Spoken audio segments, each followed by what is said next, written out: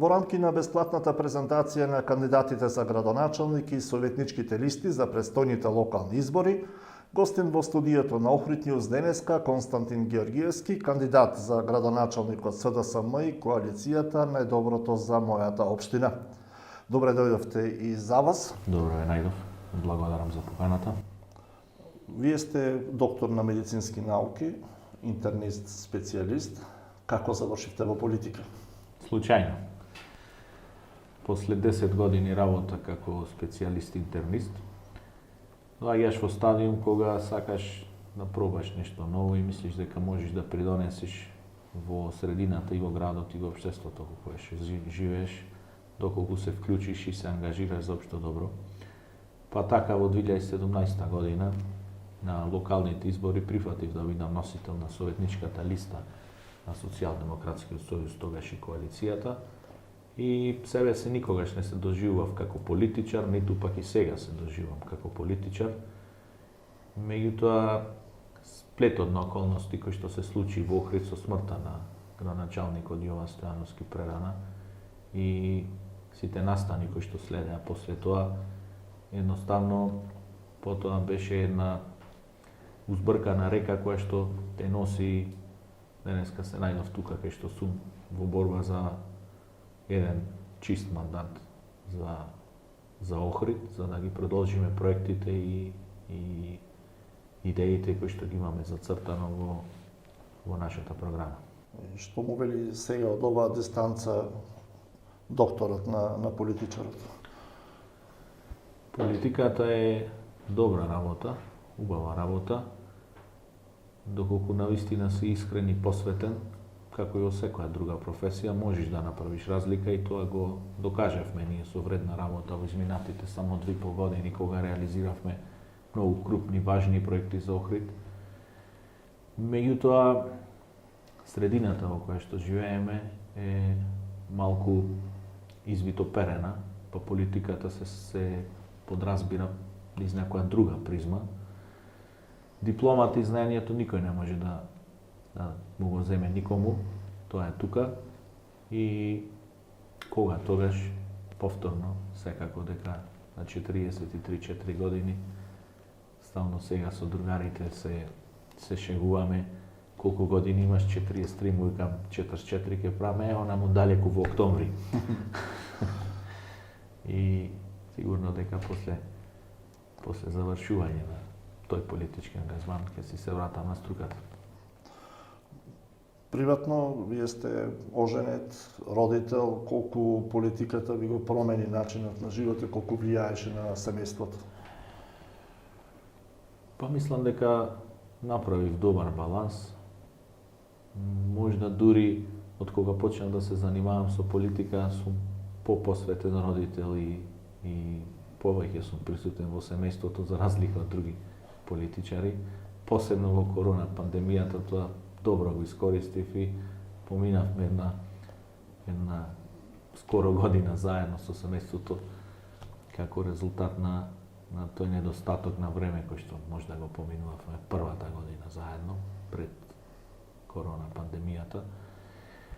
Повеќе политиката ми направи неред во спортските активности кои што ги имав отколку во семејниот живот, затоа што си ангажиран 5-6 дена континуирано и имаш еден или 2 дена, ретко 2, најчесто еден ден за одмор, па уште тој ден ако замениш на планина, тогаш ќе го запоставиш семејството.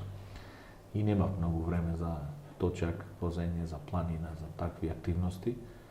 Меѓутоа, како и да е, мислам дека одличен баланс направив и семејството не трпеше многу поради моите отсуства. Спомнавте и сам пред да станете активен во политиката, бевте активен планинар, спортист, искачувавте врвови, дали сега тоа ќе биде повторно возможно еден кога ќе кажете збогом на политиката?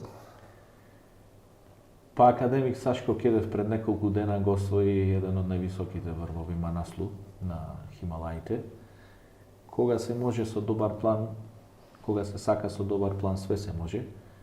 Меѓутоа, мислам дека и периодот кој што ќе следи во наредните 4 години, нема да е толку напорен и турбулентен како овие 2,5 години. Овие 2,5 години беа навистина собрани најголемите и најтешките проблеми за градот со кои што се зафативме да ги решаваме. И мислам дека ќе има можност и да се направи некаков компромис и симбиоза помеѓу спортот и работата. Ке трчате за втор мандат, барате континуитет од граѓаните. Како го оценувате досегашниот тек на кампањата? Специфичен и не секојдневен. Инаку немаше некои нефер ситуации посебни, добро си тече кампањата. Што се однесува до кандидатите за градоначалник, имаме покрај кандидатот на ВМРО ДПМН, имаме и кандидатот ТМРО, кој што со своите настапи е навистина уникатен и го привлекува вниманието на пошироката јавност во државава. Инаку солидно тече кампањата и така интересно. Се среќавате секојдневно со граѓаните, што слушате од нив? Кои се нивните потреби, а кои се нивните желби, што е реалност, а што е навистина неопходност? Има секакви барања, разни барања. И во секојдневната работа во општината се среќавам со многу луѓе, со многу проблеми. Некогаш едноставно тие се нерешливи, не можеш да го решиш колку и да се залагаш и некогаш нормално дека ќе му решаваме и му решаваме проблеми на луѓето. И во анкети што сме ги правели, и во истражувањата кои што ги правеше општината, и во разноразни разговори, факт е дека најголем процент на луѓето како клучен проблем во општина Охрид го лоцираат урбанизмот, урбанистичкото планирање, начинот на добивање дозволи за градба, реконструкции и други такви активности. Во една анкета која што имавме скоро стоеше еден од главните приоритети реконструкцијата на магистралниот пат Охрид-Свети Наум, канализација, други инфраструктурни секојдневни проблеми кои што луѓето ги имаат. Така, лоцирани се, да речам, проблемите, ги знаеме, активно работиме на нивно решавање, меѓутоа јас стално сакам да речам трпението носи кон успех. Ни треба малку трпение општо како град и како нација. Јас на многу места одам, се среќавам со луѓе и кога ќе му обеќам, кога ќе му ветам дека одреден инфраструктурен проект ќе го направиме, едноставно луѓето не примаат со неверување. Многу време се лажени години уназад. Например, кога одевме на Аба Семин, крпевме дупки и се крена, тоа беше во ноември 2019. Се крена луѓето таму, вие не лажите како и сите други, нема да правите улицата. Мукам сега ги крпиме дупки за зима, да помените, проектот е во тек и на пролет ќе почне да се реконструира. Нема шанси, не сакаме да не ги крпите дупките. Луѓето се многу време манипулирани и тешко е да се убедиме дека кога ќе му ветиме некој проект, навистина ќе го оствариме. Во овие 2,5 години го покажавме тоа, дека нашите ветувања се реалност и мислам дека тоа ни е нешто што ни представува силен адут пред граѓаните, затоа што честно, напорно и искрено работевме за Охрид. Настапувате со комплетна програма, со комплетни проекти кои ги најавувате докога добиете поддршката за втор мандат. Што би издвоиле како најзначајно од програмата и од проектите кои се зацртани од вас? 5 клучни проекти на нашата програма се плажи померка на граѓаните во склад со природата, децата се нашата иднина, проектот Зелена оаза, проектот Цел Охрид на клик и така, тие се неколку клучни проекти кои што ги имаме. Што се однесува до првиот проект плажи померка на граѓаните во склад со природата, сите знаеме дека имавме една голема проблематична ситуација за решавање со стопанисувањето и начинот на менаџирање на крајбрежјето на најатрактивниот дел на Охридското езеро, кој што со години беше несоодветно менаџиран. Градени беа објекти кои што беа не усогласени сега со планот за управување со УНЕСКО, кои што беа со истечени концесиски договори и таквиот начин на стопанисување, на менаџирање на крайбрежјето едноставно повеќе беше и законски неиздржан, меѓутоа и стратешки за градот, а и согласно препораките на УНЕСКО. И ние постапивме, го исчистивме крайбрежјето од тие објекти и сега настапуваме со конкретен план за уредување и начинот на функционирање на тој дел од крайбрежјето. Во општината е во тек јавен повик за изработка на идејни решенија како тие објекти кои што ќе може да се градат на локациите кои што ќе се утврдат во урбанистичкиот план за крајбрежје што го прави Агенција за просторно планирање, како ќе изгледа. И тоа ќе се отворени шанкови покриени со трска од дрвен материјал, со дрвени лежалки и тоа сите ќе се исти, брендирани со знакот на општина Охрид и општината ќе ги издава како такви за секоја туристичка сезона на правни или физички лица кои што ќе се јават на електронска аукција. Во нашата програма стои дека нема повеќе да има давање на најатрактивниот дел на Охридското крајбрежје, над краткотраен или долготраен закуп на правни или физички лица, да тие сами таму стопанизуваат и градат некакви објекти. Не. Општината е стопан на најатрактивниот дел на крајбрежјето, сите граѓани се стопан се газди на тој дел и така ќе биде тоа менаџирано во иднина. Зелено оаза опфаќа продолжување согласно законот кој што се носи за Студенчишко блато како парк на природата, значи негово заживување, поврзување согласно препораките на УНЕСКО на Студенчишко блато со водената површина, потоа парк шума Кале во стариот дел на градот и неколку други рекреативни зелени зони, рекреативни паркови. Цел Охрид на клик е проект кој што ќе го сублимира се она што ние го нудиме во градот на една современа дигитална платформа за еден турист да може да си купи преку својот паметен телефон од карта за Охридско лето до шминкер, педикир, маникир, да си букира термин за тенис, значи буквално све што се нуди во Охрид, една дигитална платформа за туризам и за луѓето кои што го посетуваат Охрид. Децата се нашата иднина подразбира продолжување на проект кој што ние започна за изградба на ново училиште во Глигор Прличев. Таму локацијски имаше проблем со земјиштето, па во фаза е изработка на нов урбанистички проект за парцелација на земјиштето, изградба на ново училиште и реновирање на градинки, секако тука нормално. Спортски центар во спортот е нашата иднина, значи иднина на младите и изградба на спортско-рекреативен центар во касарна, тоа е исто така нешто што веќе го имаме започнато, ќе следи презентација во иднина. Таму веќе имаме поставено детско игралиште, имаме поставено баскет игралиште. Во моментов се работи на изградба на голф рейндж, кој што ќе биде една зелена површина со неколку дупки, сите љубители на голфот ќе може додат и да се забавуваат таму, значи тоа е еден убав крупен проект за подигнување на еколошката свест и правење на спој помеѓу екологијата и спортот за младите. Низ соочувањата, дебатите и настапите воопшто на кандидатите за градоначалник на Охрид провејуваат темите од животната средина како никогаш досега.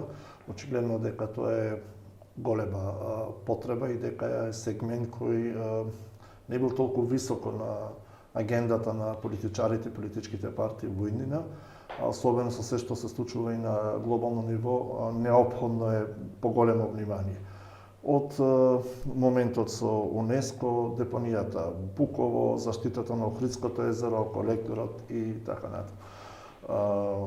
Што според вас треба да биде приоритет во наредниот период во овој сегмент, во сегментот на заштита на животната средина и како тоа планирате да го реализирате?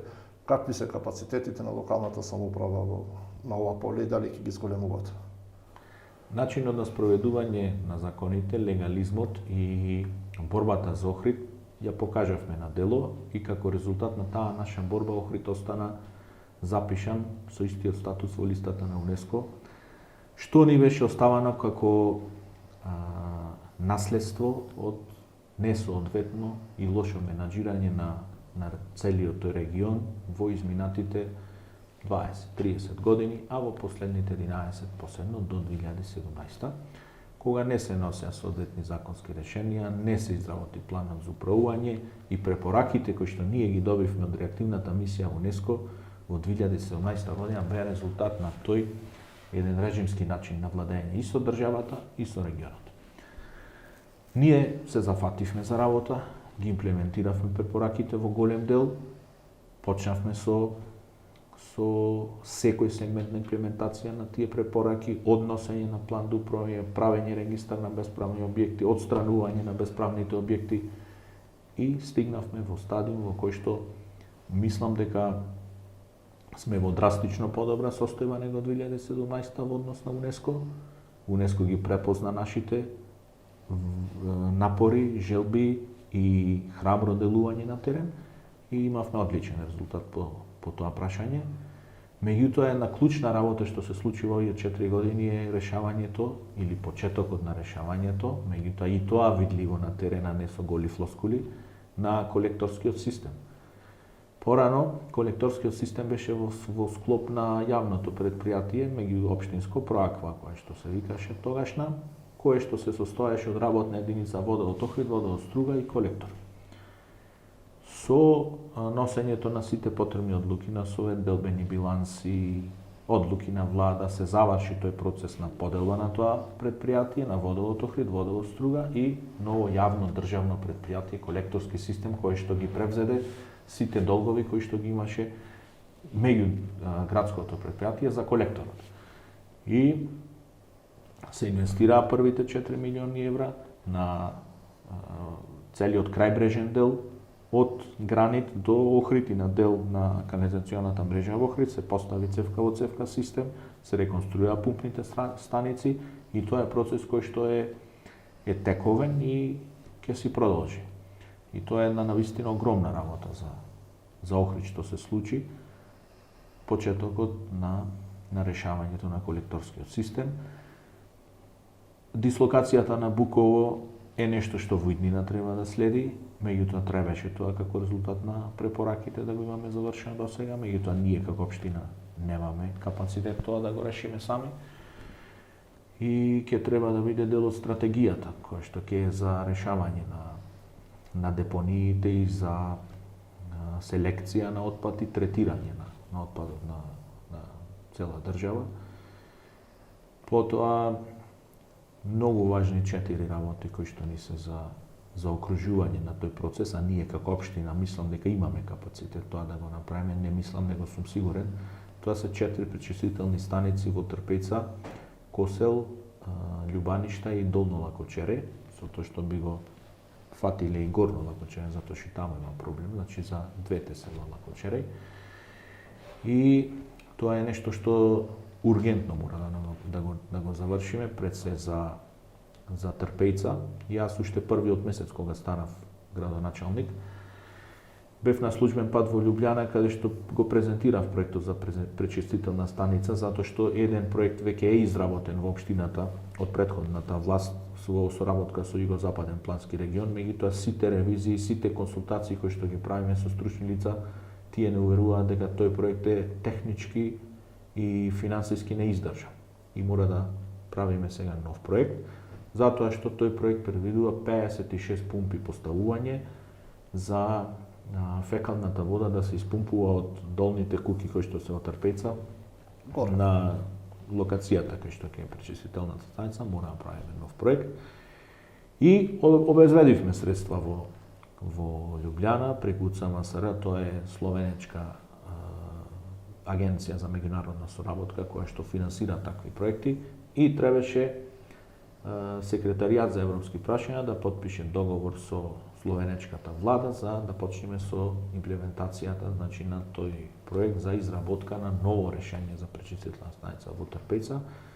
Дојде пандемијата, не се потпиша тој договор, во секретаријат за европски прашања нели настана пожар и потоа ЦМСР ги стопираше сите проекти ради пандемијата и така изгубивме година и нешто во надеж дека со нив ќе го реализираме тој проект. Сега во буџетот на општина Охрид се предвидени околу 43.000 евра, мислам дека беше за изработка на нов проект за пречистителна станица во Трпејца и тоа е нешто со кое што прво ќе се зафатам во новиот мандат, одма да изработиме добар проект за нова пречистителна станица и ќе го завршам, како што го заврши ФАБА Семин, 15 корпус, прва македонска бригада, АСНОМ, ЕГСК и така натака, ќе го завршам и тоа.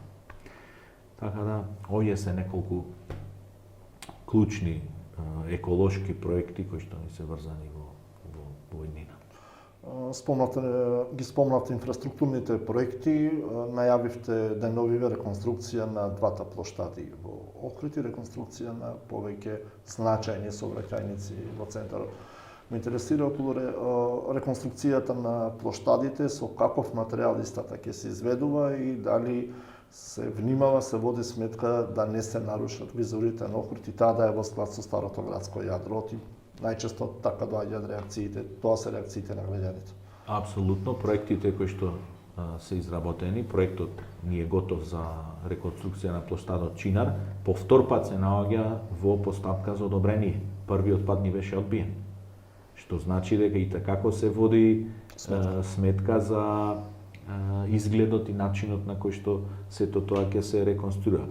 Беше ради некакви несуштински забелешки, првиот пат, не одбиен, вратен ни беше на доработка, ради несуштински забелешки, затоа што дел од парцелите беа во меѓувреме вакво вратени со денацилизација, па беше предвиден еден споменик тука и некакви бакарни патокази кои што ги отстранивме во новиот проект, али суштината на проектот е иста, се употребуваат гранитни коцки или познатата калдарма која што беше на дел извадена и се употребуваат исклучиво природни материјали, гранит, дрво и травертин на делот кај што ќе се поставува новата фонтана. Исклучителен проект, многу убав, а богами и скап. Според пресметката која што имаме, негдека дојде околу 45 милиони денари тој цел проект, за разлика од првичниот проект кој што се правеше без замена на тло, без нови канализации кој што беше започнат во општината, кој што беше на околу 9,5 милиони денари. Ова е навистина еден крупен, значаен проект кој што очекувам во наредниот период да го прибавиме конзерваторското одобрение и со тоа да пристапиме кон тендерирање на истиот избор на изведувачи и негова реализација. И во тој склад ќе оди и ревитализацијата на целата Охридска чаршија и плоштадот Свети Климент. И во тој комплекс некаде и македонски просветители. Македонски просветители е завршена работа, тоа е проект кој што беше изработен во општината, два пати беше на јавна презентација согласно барањата на Светска банка, затоа што средствата кои што се обезбедени за реализација на тој проект со Светска банка, договорот е потпишан помеѓу општина Охрид и Министерството за транспорт и врски, избран е изведувач, кој што има склучено договор на 21 јуни оваа година. Меѓутоа, поради туристичката сезона, не се започна со реконструкција на оваа улица. Ние имавме неколку состаноци и се договоривме кога ќе завршиме Јане Сандански, да почнеме со македонски просветители, затоа што Јане Сандански е исто така голем проект, една од клучните сообраќајници, ни се отвара многу рак-рани наеднаш доколку раскопаме уште една нова улица и граѓаните, аз ги разберам дека често пати се нестрпливи и реагираат на градежните зафати во градот, меѓутоа мора да сватат дека единствениот начин за да дојдеме до ново и подобро е да го растуриме старото. Така да, тоа е македонски просветители, е проект кој што е готов, започнува денојуве и ќе се надевам дека ќе добиеме уште една прекрасна, убава, репрезентативна улица како сите други кои што ги изградивме. Станува збор за булеварско решение, коловозот на македонски просветители ќе биде со калдарма цел, на средина има жардинјера и ново осветлување, паркирањето сега од страната на Амамот и мислам дека ќе добиеме уште еден проект со кој што сите ќе сме горди. Како ги оценувате капацитетите на локалната самоуправа, на администрацијата, как мислите да се подигнат, да имаме подобра услуга, подобра администрација, поефикасна, поефективна и која ќе работи во интересите на граѓаните? Па, во моите 2,5 години во општина Охрид, јас запознав многу вредни, честни и искрени луѓе кои што си ја сакаат својата работа и кои што навистина сакаат да му помогнат на луѓето. Во толка број на луѓе нормално нека има исклучоци од тоа правило. Јас секогаш се трудам да ги мотивирам вработените во општината. Никогаш никого не сум казнал. Стално сум пробал со благ збор, со укажување, со молба да ги завршиме, да ги решиме проблемите, за разлика од едни други времења кои што работниците од општината се испраќаа по други подрачни единици, па беа казнувани, па беа малтретирани. Вработените во општината тоа го знаат и не треба да ги забораат тие времења и да не дозволат да им се вратат назад. Секогаш може подобро, секогаш може поодговорно и се надевам дека во иднина уште повеќе ќе инвестираме во тие луѓе. Често пати и ние како менаџери сме виновни затоа што општината мора да инвестира во обуки, мора да инвестира во специјализации на тие луѓе, мора да ги мотивираме. Има одлични работници таму. Зошто на 17-ти охриѓани да гласаат за Константин Ѓорѓиевски? Затоа што е најдоброто за Охрид со дела. 2,5 години борба, искрена, честна, 2,5 години реализирани проекти кои што беа незамисливи и нови проекти и визија за уште подобар напредок, за уште подобар развиток на Охрид, за уште подобра иднина за нашите деца. Ви благодарам што бевте гостин во студиото на Охрид Нјус и ви посакувам успех на престојните избори. И благодарам. А вам ви благодарам на вниманието.